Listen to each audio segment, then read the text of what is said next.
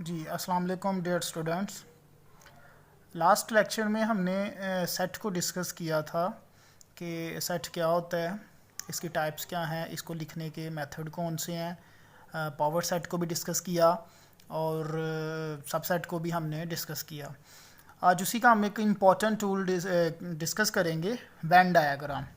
1980s में ये छोटी क्लासेस में बच्चों को करवाई जाती थी वेन डायग्राम, ताकि उनको बता सकें कि सेट क्या होता है, कैसे लिखते हैं उसे, ओवरलैपिंग क्या होती है, सबसेट क्या होता है। तो उसी को आज हम स्टार्ट करेंगे। इनको आइलर वेन डायग्राम कहते हैं। ओके, इसके लिए जस्ट आपको 3 कंडीशंस और 3 ऑपरेशन समझने याद रखने हैं, बल्कि आपने उसके बाद वेन डायग्राम आपको बिल्कुल ईजी लगेगा।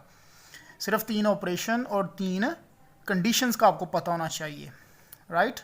जो कंडीशन है, एक तो डिसजॉइंट आ गया, एक ओवरलैपिंग और एक सबसेट। ठीक है, ये 3 कंडीशंस हैं। और ऑपरेशन कौन से हैं 3? क्या कहते हैं, यूनियन, इंटरसेक्शन और 2 सेट्स का सब्ट्रैक्शन। ये आपको बस आइडिया हो। ओके, पहले हम बात करते हैं डिसजॉइंट सेट्स की। ठीक है, डिसजॉइंट सेट में आपने क्या करना है, ऐसे सेट जो बिल्कुल डिफरेंट हो, यानी सेट ए के जो एलिमेंट हैं और सेट बी के जो एलिमेंट हैं वो टोटली क्या हो, डिफरेंट हो, तो उसको हम क्या कहते हैं, डिसजॉइंट सेट कहते हैं। तो पहले हम डिसजॉइंट को ही डिस्कस कर लेते हैं।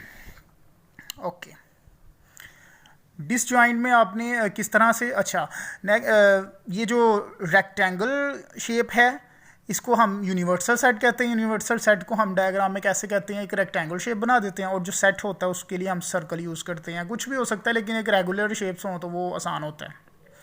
तो सर्कल आपका सेट को शो करेगा और ये रेक्टेंगल यूनिवर्सल सेट को। यूनिवर्सल सेट ऐसा सेट होता है जो कह लें तमाम सेट का सुपीरियर होता है। ठीक है, सारे सेट इसी में मौजूद होते हैं, राइट।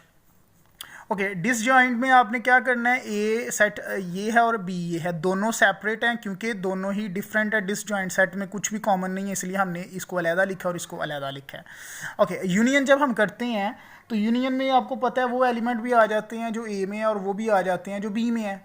मीन्स के हमारे आंसर में जो एलिमेंट आएंगे यूनियन में डिसजॉइंट सेट के लिए, वो ए के भी होंगे और बी के भी होंगे। तो इसमें हम अपने रिजल्ट को ना शेड या कलर करके शो करते हैं। तो मैंने देखें ए को भी कर दिया, लाइनिंग कर दी, और बी की भी कर दी है। दैट मीन के ए यूनियन बी का आंसर ए और बी दोनों होंगे। इसी तरह बी यूनियन ए करूँगा तो फिर भी आंसर तो वही आना है। दैट मीन्स के A union B is equal to B union A, और इसको हम कमोटेटिव प्रॉपर्टी कहते हैं। ओके, तो डिसजॉइंट सेट में यूनियन के लिए कमोटेटिव प्रॉपर्टी होल्ड करती है। ओके, देन हम इंटरसेक्शन की बात करते हैं, सेकंड ऑपरेशन की। तो अगेन हमने उसी को ड्रॉ कर लिया। ये फिक्स रहेगा डिसजॉइंट सेट के लिए, शेप जो सी है ना कि ए और बी, यहाँ पे ये पोजीशन फिक्स रहेगी। इंटरसेक्शन के लिए क्या करना है, अब देखें ए डिफरेंट सेट है, बी डिफरेंट है, तो क्या ख्याल है, दोनों के इंटरसेक्शन में कुछ आएगा, कॉमन कुछ होगा दोनों में? नहीं। जब हम कह रहे हैं कि दोनों डिसजॉइंट हैं, इसका मतलब उनका इंटरसेक्शन क्या होगा, एम्प्टी सेट, कुछ भी उसमें इंटरसेक्शन में नहीं आएगा। इसलिए हमारा आंसर, मैंने क्या किया, मैंने किसी को भी लाइनिंग नहीं किया क्योंकि हमारा आंसर एम्प्टी सेट है। नेक्स्ट, सब्ट्रैक्शन की बात करें तो ए माइनस बी। अब देखें, ए फिर वही बात, ए डिफरेंट सेट है, बी डिफरेंट है। तो जब हम ए में से बी माइनस करते हैं तो माइनस में हम क्या करते हैं कि वो एलिमेंट जो ए में हैं और बी में भी हों तो वो कैंसिल हो जाते हैं, और रिजल्ट में कौन से एलिमेंट आते हैं, जो ए के बच जाते हैं। अब ए बिल्कुल डिफरेंट है, बी बिल्कुल डिफरेंट है, इसका मतलब है ए माइनस बी करूँगा तो मेरे पास क्या आएगा, कुछ भी कैंसिल नहीं होगा, तो ए ही दोबारा आ जाएगा। आप इसको मैनुअली एग्जांपल खुद कुछ भी ए और बी सेट लिख लें, यानी ए और बी सेट ऐसे लिखें जो बिल्कुल डिफरेंट हो, उनको सब्ट्रैक्ट करें तो आपको क्लियर होता जाएगा साथ वेन डायग्राम का आइडिया, राइट। कोई भी एग्जांपल अपने पास से लिख सकते हैं, अगर क्लियर हो जाता तो वेरी गुड। तो ए माइनस बी करेंगे तो ए ही आएगा, तो मैंने ए को शेड कर दिया, बी एज इट इज़ रहा है। अब अगर बी माइनस ए करते हैं तो देखिए, माइनस में डिसजॉइंट सेट में हमेशा पहले वाला सेट आंसर आता है कि बी माइनस ए अब करूँगा तो आंसर क्या आएगा, बी, क्योंकि बी के तमाम एलिमेंट ए में नहीं होंगे तो बी वाला हमारा आंसर होगा। तो हम बी को क्या करेंगे, यहाँ पे लाइनिंग कर देंगे। तो ये था हमारा डिसजॉइंट सेट के लिए। होप सो क्लियर हो गया होगा। नेक्स्ट, सेकेंड कंडीशन की बात करते हैं, ओवरलैपिंग। ओवरलैपिंग में जो आपकी शेप बनेगी वो यहाँ पे इस तरह हर केस में बनेगी, यानी कि ए और बी को ओवरलैप करवाया, क्योंकि ओवरलैपिंग का मतलब उसमें कुछ कॉमन आ रहा है, राइट। अब उसी तरह यूनियन की बात करते हैं, सॉरी, यूनियन की बात अगर हम करते हैं तो यूनियन में आपको पता है कि सारे एलिमेंट लिख देते हैं, तो ए बी दोनों सेट को हमने क्या कर दिया, यहाँ पे लाइनिंग कर दी है, और इसमें भी कमोटेटिव होल्ड करता है ओवरलैपिंग के केस में। इसी तरह अगर हम इंटरसेक्शन की बात करते हैं तो ए और बी अब चूंकि ओवरलैप कर रहे हैं, इसका मतलब है उसमें कुछ ना कुछ एलिमेंट कॉमन होंगे, तभी तो हम कह रहे हैं ओवरलैपिंग। तो हमारे आंसर में कौन से एलिमेंट आएंगे, वो जो ए और बी दोनों में मौजूद होंगे, यानी ये जो हमारा इंटरसेक्शन वाला यहाँ पे रीजन है, हम इसको लाइनिंग करेंगे। हमारा आंसर क्या आएगा, वो एलिमेंट जो ए में भी है और बी में भी, तो हम इसको लाइन कर लेंगे। बी इंटरसेक्शन ए बी में यही आंसर आएगा, तो इसमें भी कमोटेटिव होल्ड करता है। नेक्स्ट ए माइनस बी जब करेंगे तो ए में से बी माइनस करेंगे तो हमारे पास क्या आएगा, ए ही आएगा, बात हो चुकी है। तो हमने जस्ट ए को लाइन किया है, बी को शामिल नहीं किया। इसी तरह अब जो एलिमेंट सेम थे ना ए और बी में, वो कट हो गए हैं, कैंसलेशन बताया था ना, ए में से बी को माइनस करना है तो ए के वो एलिमेंट जो बी में भी हों तो वो कैंसिल हो जाते हैं। तो ये जो कुछ ओवरलैपिंग के एलिमेंट थे ए और बी के, वो कैंसलेशन हो गए, इसलिए हमने इसको लाइन नहीं किया, सिर्फ ए को ही बस किया है। इसी तरह बी माइनस ए में, और आप देख सकते हैं A minus B is not equal to B minus A, ठीक है। वैन डायग्राम असल में हमें इसलिए मदद करती हैं कि हम इससे अपना रिजल्ट प्रूफ कर सकते हैं। तो दोनों इक्वल नहीं है, तो इसमें कमोटेटिव लॉ होल्ड नहीं करता। इसी तरह लास्ट वाले में भी था। थर्ड वन की बात करते हैं, सबसेट। सबसेट की बात हुई कि अगर एक एलिमेंट ए है, उसके तमाम एलिमेंट बी में भी हैं, तो ए सबसेट होगा बी का। प्रीवियस लेक्चर काइंडली सुन लीजिएगा अगर आपने नहीं देखा तो ए सबसेट बी को हम इस तरह से शो किया करेंगे कि बी एक बड़ा सेट है और उसके अंदर क्या है, ए मौजूद है। क्योंकि ये छोटा सेट है, बी बड़ा है, तो बी के अंदर ए को हमने रख दिया। अब यूनियन इसमें भी करेंगे तो हमारे पास ए और बी दोनों के एलिमेंट आएंगे, तो हमने सारा लाइनअप कर दिया है।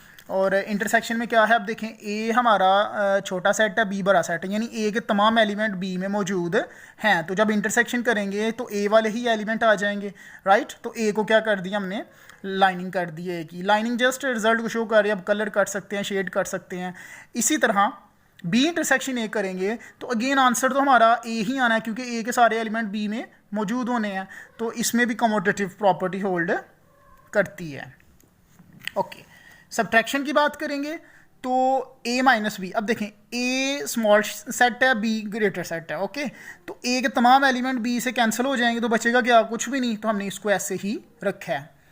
इसी तरह बी माइनस ए करेंगे तो बी चूँकि लार्ज सेट था, ए स्मॉल था, तो बी के तमाम एलिमेंट जो ए में मौजूद थे वो कट जाएंगे और बी सिर्फ बच जाएगा, बी के एलिमेंट यानी कि बच जाएंगे। इसलिए हमने जस्ट बी को क्या किया है, शेड किया है। तो ये टोटली हमारा वेन डायग्राम का कॉन्सेप्ट था। इसमें कोई भी क्वेश्चन आ जाए तो उसको आप इस तरतीब से कर सकते हैं, यानी कि एग्जांपल खुद ही बनाए। अगर किसी की आपको समझ नहीं आ रही, सपोज दैट इसकी नहीं समझ आई, तो आप ए और बी खुद सेट उठा लें कि ए क्या ले लें 1 2 3 और बी क्या ले लें 2 3 5। चूँकि ओवरलैपिंग है ना, तो उस तरह आपने दोनों सेट सपोज करने हैं। तो ए माइनस बी का आंसर करेंगे तो सिर्फ ए का ही आंसर आएगा। ओके, होप्स हो कि आपको क्लियर हो गया होगा। नेक्स्ट जो इसमें बात आ जाती है वो आ जाती है कॉम्प्लीमेंट ऑफ सेट की। कॉम्प्लीमेंट क्या होता है, उसको हम सी से या ए के ऊपर डैश लगा के शो करते हैं। वो उसका मतलब होता है यूनिवर्सल सेट में से आपने ए को माइनस कर दिया है, ओके। तो उसी तरह से क्या किया, यू माइनस ए का मतलब है यू ग्रेटर सेट है, ए स्मॉलर है, तो यू में से ए निकालोगे तो जस्ट क्या बच जाएगा आपके पास, यू आ जाता है। तो यू को क्या कर दिया, लाइनिंग कर दी है। एक इंपॉर्टेंट एमसीक्यू उसके लिए बता रहा हूँ कि अगर कोई एलिमेंट एक्स, मैंने कोई एक एलिमेंट लिया है का मतलब ए 1 2 3 है ना, तो एक्स का मतलब है वो 1 हो सकता है 2। कोई एक एलिमेंट हम अगर ए का लें, एक्स अगर ए को बिलोंग कर रहा है तो वो ए कॉम्प्लीमेंट को बिलोंग नहीं करेगा, और अगर एक्स ए कॉम्प्लीमेंट को बिलोंग करता है तो वो ए को बिलोंग नहीं करता। ठीक है, कॉन्सेप्ट थोड़ा सा बता रहा हूँ। सपोज कर लेते हैं ना, समझ लेते हैं। अगर ये मैंने लिया 1 2 3 और यू लिया 1 2 3 4 5, तो ए कॉम्प्लीमेंट का क्या मतलब है, यू में से किसको माइनस करना, ए को। तो माइनस में देखिए 1 2 3 1 2 3 से कैंसिल, 4 5 बच गया। अब सर्कल मैंने किया ए को और ए कॉम्प्लीमेंट को। तो जैसा कि मैंने ऊपर बात की है, सपोज करते हैं हम ए का कोई एलिमेंट ले लेते हैं, 1 2 3 में से 3 ले लेते हैं। 3 जो सा वो ए को बिलोंग कर रहा है, क्योंकि 3 ए सेट के अंदर है। तो क्या 3 बिलोंग कर रहा है ए कॉम्प्लीमेंट को, तो आप देख सकते हैं ए कॉम्प्लीमेंट में 3 नहीं है। इसी तरह अगर मैं ए कॉम्प्लीमेंट का कोई एलिमेंट ले सकता हूँ कोई भी, तो 4 बिलोंग कर रहा है ए कॉम्प्लीमेंट को। तो अब देखें क्या 4 ए में मौजूद है, नहीं, तो 4 ए को बिलोंग नहीं कर रहा। तो ये यहाँ से आप चेक भी कर सकते हैं कि अगर कोई एलिमेंट ए को बिलोंग कर रहा है तो वो ए कॉम्प्लीमेंट को नहीं करेगा, और अगर ए कॉम्प्लीमेंट को कर रहा है तो ए को नहीं करता।